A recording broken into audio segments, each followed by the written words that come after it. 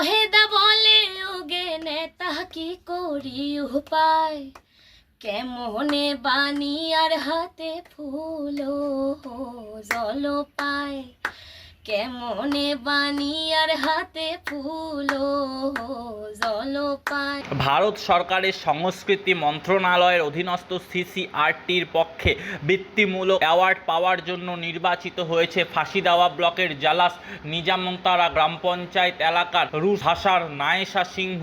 লোক সংস্কৃতি বিভাগে 2026-এ সারা ভারতে মোট 18 জন পাশ করেছেন এবং সারা পশ্চিমবঙ্গে পাশ করেছেন মোট 2 জন।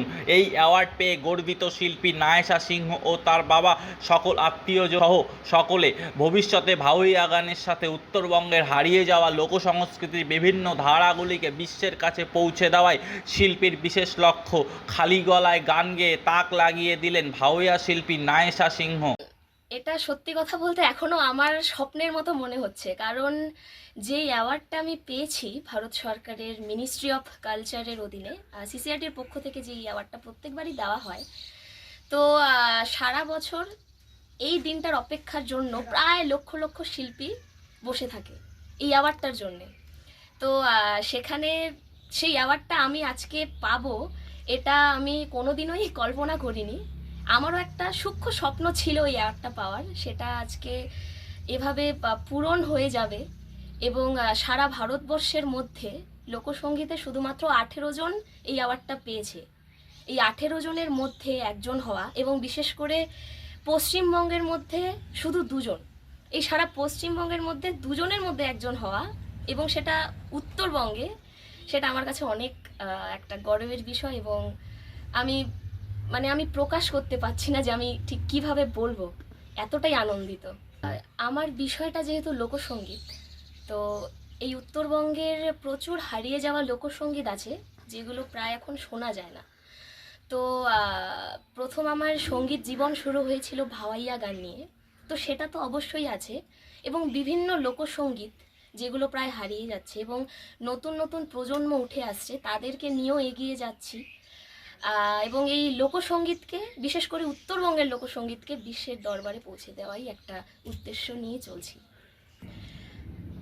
আমার ছোট থেকেই আমার যখন 2.5 বছর বয়স, আমার হারমোনিয়ামটা আমি ঠিক করে ধরতেও পারতাম না। আমার মা বালিশের ওপর বসিয়ে আমাকে হারমোনিয়াম বাজাতে শেখাতো এবং গান শেখাতো। সেখানে সবার প্রথমে তো আমার মাকেই আমি ধন্যবাদ দিতে চাই, কারণ তিনি আমার প্রথম হাতে খড়ি দিয়েছেন সঙ্গীতে।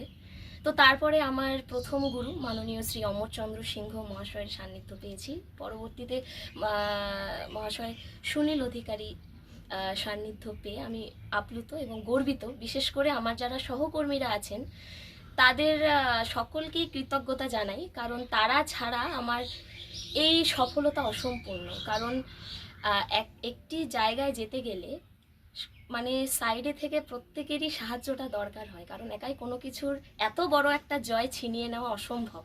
তাই আমার বাদ্যযন্ত্রকাররাও, বিশেষ করে যারা আছেন ছোট থেকেই আমার সাথে তারা আছেন এবং এখনও আছেন, তো সকলকেই আমার কৃতজ্ঞতা জানাই।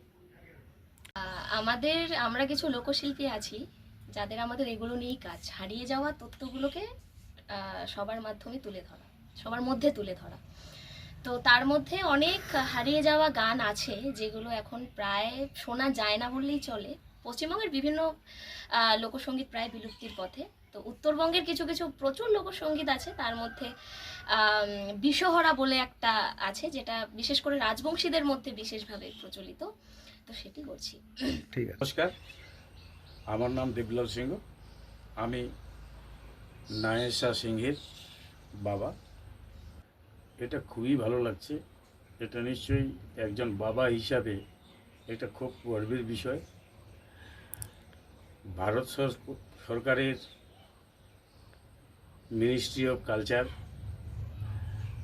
সিসিআরটির অধীনে প্রত্যেক বছর লক্ষ লক্ষ শিল্পী এই অ্যাওয়ার্ডটা পাওয়ার জন্য পরীক্ষা দেয়। সবার ভাগ্যে জুটে না, এটা পাওয়া অনেক বড় একটা ব্যাপার। সারা ভারতবর্ষের বুকে লোকসঙ্গীতে শুধু 18 জন পাশ করেছে, এবং আমাদের অল ওভার ওয়েস্ট বেঙ্গলে শুধু 2 জন। একজনকে চিনি না, সম্ভবত কলকাতার ওদিকে হবে। তার মধ্যে উত্তরবঙ্গের মধ্যে একমাত্র আমার মেয়ে নায়েশা সিংহই পাশ করেছে। যখনই আমরা রেজাল্টটা পেলাম মানে গর্বে বুক ভরে গেছে, কারণ নিজের মেয়ে যখন এরকম একটা অ্যাওয়ার্ড পায় খুব ভালো লাগে, এখানে কোনো সন্দেহ নেই। গান বাজনার প্রতি ওর বেশি মোহ আর কি, ছোটোবেলা থেকে গান করে। 2022 সালে রাজ্য ভয়ে প্রথম হয়েছে, ও গানটাকে নিয়েই আছে, সঙ্গে পড়াশোনা করছে, এবার 3rd ইয়ার। আগামীতে অনেক অনেক বড় শিল্পী হোক এবং ভবিষ্যতে যেন ও সঙ্গীত নিয়ে আরও অনেক কিছু করতে পারে। হ্যাঁ, সেটাই আমরা বাবা মা হিসাবে আশা করবো আর কি। এটা অনেক সুযোগ টুযোগের ব্যাপার থাকে, কারণ এখন আজকালকার দিনটা এমন হয়ে গেছে, সঠিক চ্যানেল ছাড়া অনেক সময় এই ধরনের জায়গাগুলোতে সুযোগ পাওয়া যায় না। হ্যাঁ, ও যদি ওর কণ্ঠ যদি ভালো লাগে কাউকে, ওকে যদি কোনো জায়গায় সিলেক্ট করে, ও নিশ্চয়ই ভবিষ্যতে বড় কিছু হতে পারে, এটা আমি আশাবাদী।